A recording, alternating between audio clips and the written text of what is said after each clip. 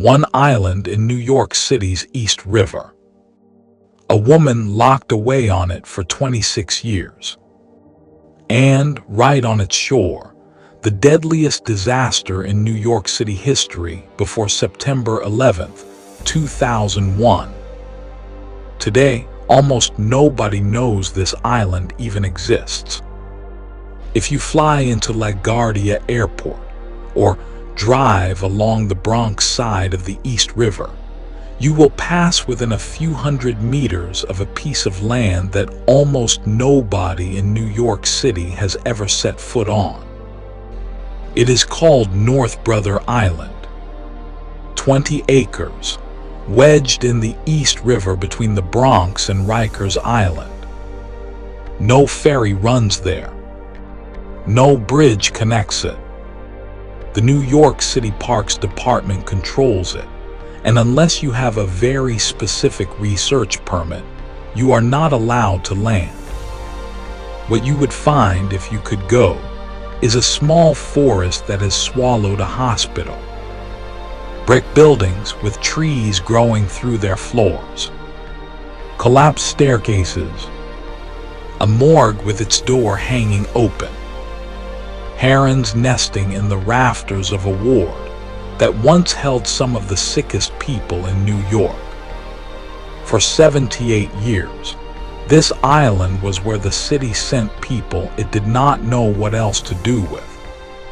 The contagious, the unidentified dead of the worst disaster the city had ever seen. And for 26 years, one specific woman the health department decided could never be trusted to live free again. Her name was Mary Mallon. Most people know her by a different name, Typhoid Mary. This is the story of the island that quarantined her, the disaster that happened on its shore before she ever arrived, the decisions the city made and never fully reckoned with, and the century of silence that turned a working hospital into one of New York's most forbidden places. In 1885, New York City did not have a good answer to a growing problem. The population was exploding. Immigration was surging.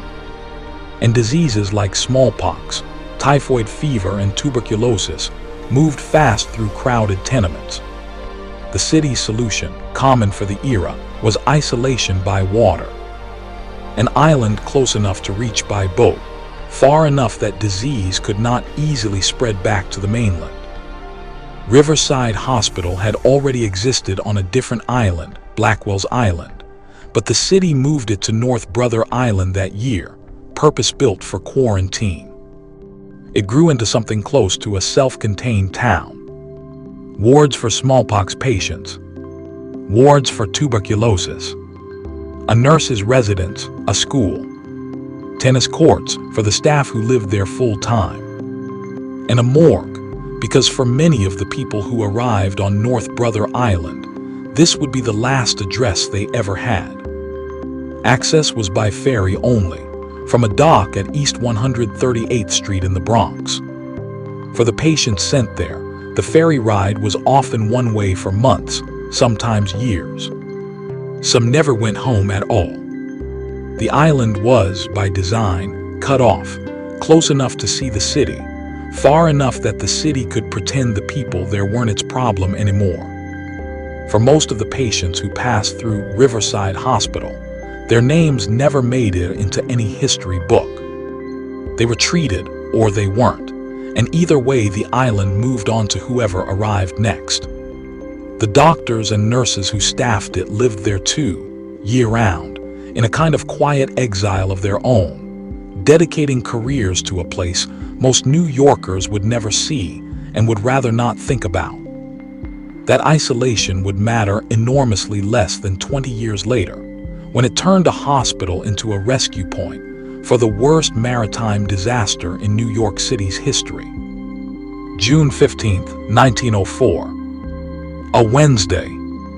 On Manhattan's Lower East Side, in a tight-knit German immigrant neighborhood known as Kleindeutschland, Little Germany, the Congregation of St.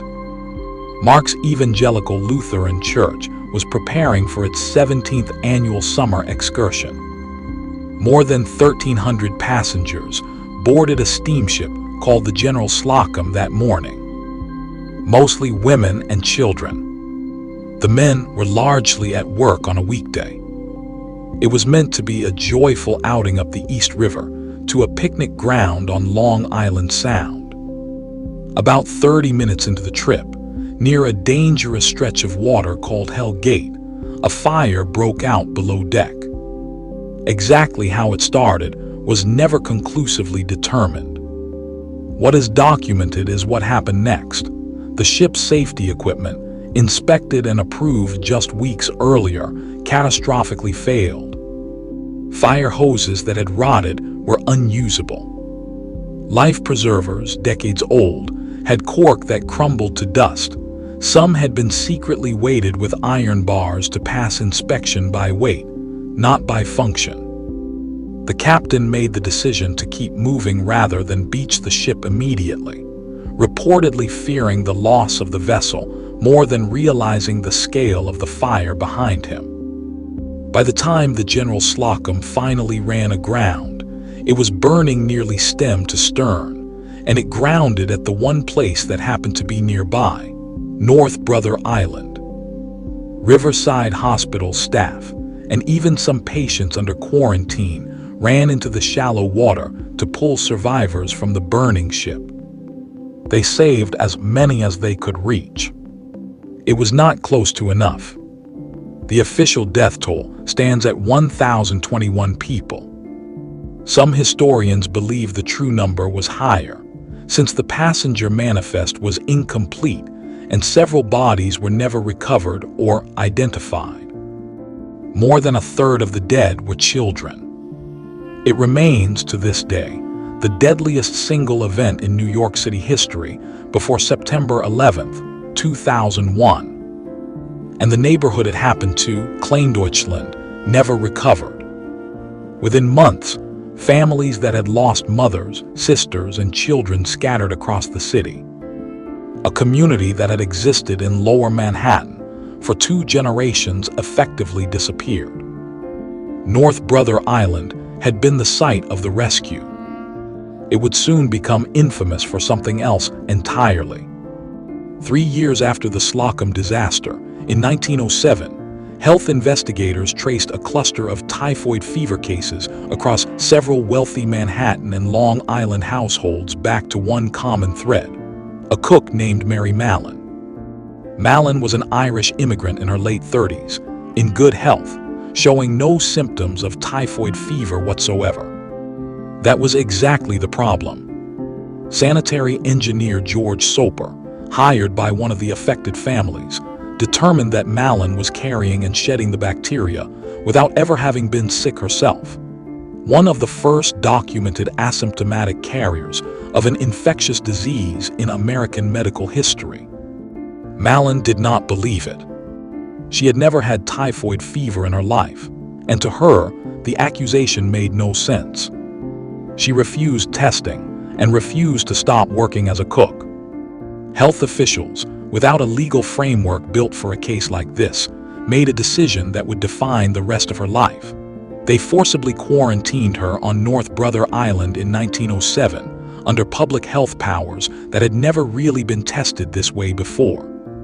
She remained there for 3 years, fighting her confinement before being released in 1910 under one condition: she could never work as a cook again. She broke that condition. Under a different name, she took a position cooking at Sloan Maternity Hospital in Manhattan. 25 people there contracted typhoid fever, 2 died. In 1915, health authorities tracked her down again. This time there would be no release. Mary Mallon was returned to North Brother Island and would remain there, in a small private cottage built specifically for her, for the rest of her life. Between her first confinement in 1907 and her death in 1938, Mary Mallon spent 26 years of her life either quarantined or under the direct control of the New York City Health Department. She worked, toward the end, washing bottles in the hospital's own laboratory.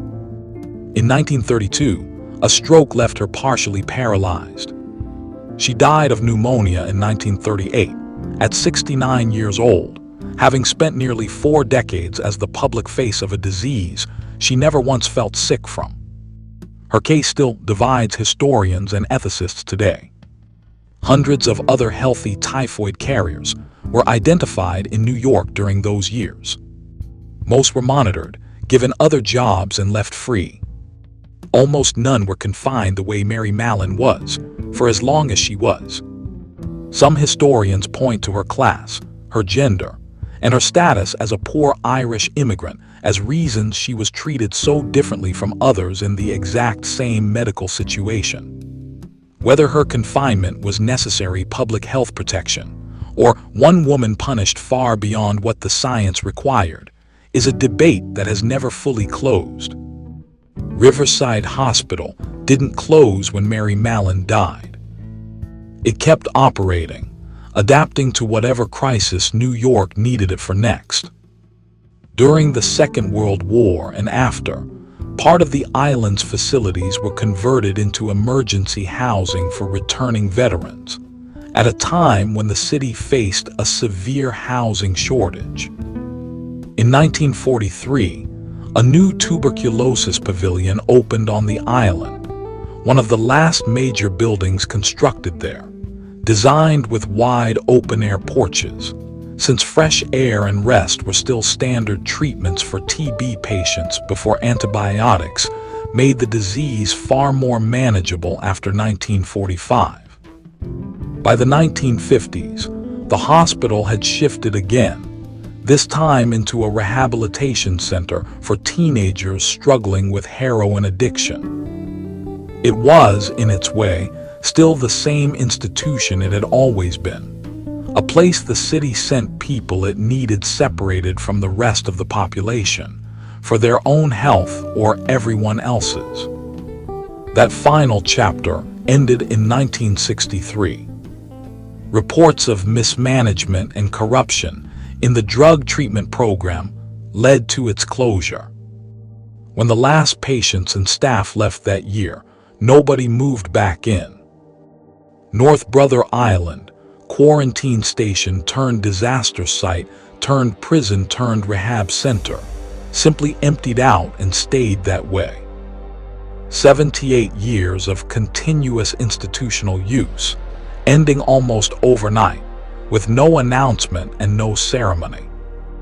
1 year the island held patients. The next, it held nothing but empty wards and a lighthouse nobody was tending anymore. New York City, a place that rarely lets any piece of land sit unused for long, simply let this one go. Today, North Brother Island is designated a Forever Wild Nature Preserve. It is one of the last major nesting sites in New York City for black-crowned night herons, and the Parks Department restricts access almost entirely to protect them, not to protect any remaining history, which means the island exists in an unusual kind of limbo. It is close enough to Manhattan that you can see its skyline from the shore. It is visible from arriving flights at LaGuardia, and yet it remains almost completely unknown to the millions of New Yorkers who pass near it every single day. The buildings are still standing, mostly. Ivy has taken over facades that once housed some of the city's most consequential public health decisions. The cottage where Mary Mallon lived out her final 23 years has, according to those who have been granted access, slowly collapsed into the same forest reclaiming everything else. No memorial marks what happened here. No museum. Just an island the city built to contain its problems, quietly returning to the wild, exactly as forgotten as the people who once had no choice but to live there. Every so often, researchers with the right permits are allowed a few hours on the island, always in autumn, always after the heron's nesting season has ended. They photograph what's left before the next winter storm claims another piece of a roofline or a staircase.